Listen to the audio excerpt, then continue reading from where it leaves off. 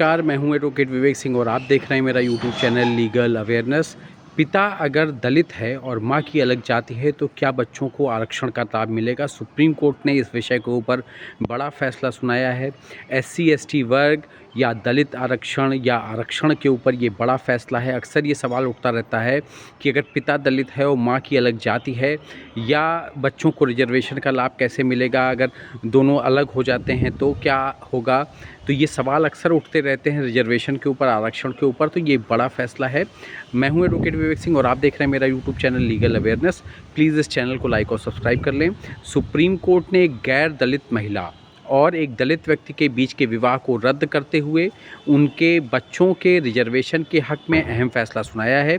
Court ने इसी के साथ पति को अपने नाबालिग बच्चों के लिए अनुसूचित जाति प्रमाण पत्र प्राप्त करने का आदेश दिया है, जो पिछले 6 वर्षों से अपनी मां के साथ रह रहे हैं।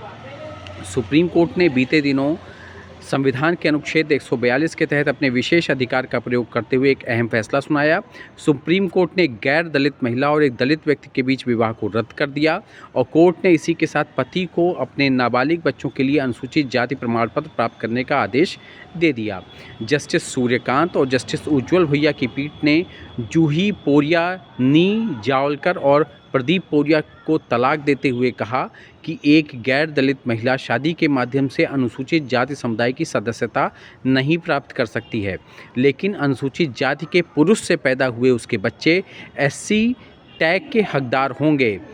सुप्रीम कोर्ट ने कई फैसलों में इस बात को दोहराया है और 2018 में भी एक फैसला दिया था। इस बात पर कोई विवाद नहीं हो सकता कि जाति जन्म से आधारित होती है और अनुसूचित जाति समुदाय के व्यक्ति से शादी करके जाति नहीं बदली जा सकती।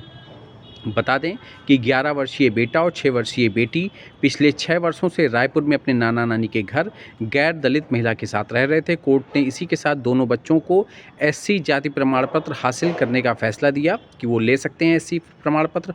और सुप्रीम कोर्ट ने कहा कि बच्चों को सरकारी शैक्षणिक संस्थाओं में प्रवेश और रोजगार के उद्देश्य से अनुसूचित जाति का माना जाएगा। और कोर्ट ने यह भी कहा, न्यायमूर्ति कांत की अगुवाई वाली पीठ ने यह भी कहा कि वह पति से कहा कि संबंधित अधिकारियों से संपर्क करें, 6 महीने के भीतर दोनों बच्चों के ऐसी प्रमाण पत्र प्राप्त करें। कोर्ट ने कहा कि स्नातकोत्तर और उनकी शिक्षा का सारा खर्च वहन करेगा वो, और प्रवेश और ट्यूशन की फीस, बोर्ड और लॉजिंग फीस भी जिसमें शामिल है वो पिता ही देगा। कोर्ट ने कहा महिला और बच्चों के आजीवन भरण पोषण के लिए एकमुश्त समझौते के अतिरिक्त पुरुष को राशि देनी होगी।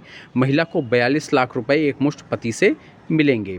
और इसके अलावा जो है क्रॉस एफआईआर जो है, पति रायपुर में अपनी ज़मीन का एक प्लॉट भी महिला को देगा। दिलचस्प बात यह है कि पीड़ित ने अलग थलग पड़े दंपति के बीच समझौते के एक प्रावधान को भी प्रभावी कर दिया, जिसके तहत पति को अगले साल 31 अगस्त को महिला को निजी इस्तेमाल के लिए 2 पहिया वाहन खरीदना होगा। और पीठ ने एक दूसरे के खिलाफ दर्ज क्रॉस एफआईआर को रद्द कर दिया।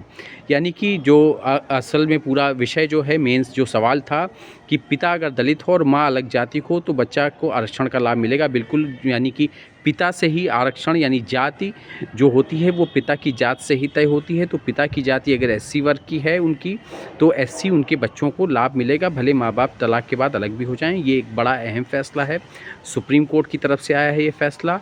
और एससी एसटी वर्ग के लिए, और या एससी एसटी वर्ग में जो लोग सोचते हैं कि शादी करके उनकी जातियां बदल जाएंगी, जो लोग शादी करते हैं दूसरी जातियों से और उनको आरक्षण का लाभ मिलेगा, ऐसा नहीं है। पिता की जो जाति है वही बच्चों की जाति होगी। लेकिन आपकी जाति अगर कोई महिला शादी कर लेती है एससी पुरुष से तो उसकी जात नहीं बदलेगी, और ना ही कोई पुरुष जो है जो गैर दलित है वो अगर दलित महिला से शादी कर ले तो उसकी जात भी नहीं बदलेगी। ठीक है, प्लीज़ नमस्कार। प्लीज़ इस चैनल को लाइक और सब्सक्राइब करें।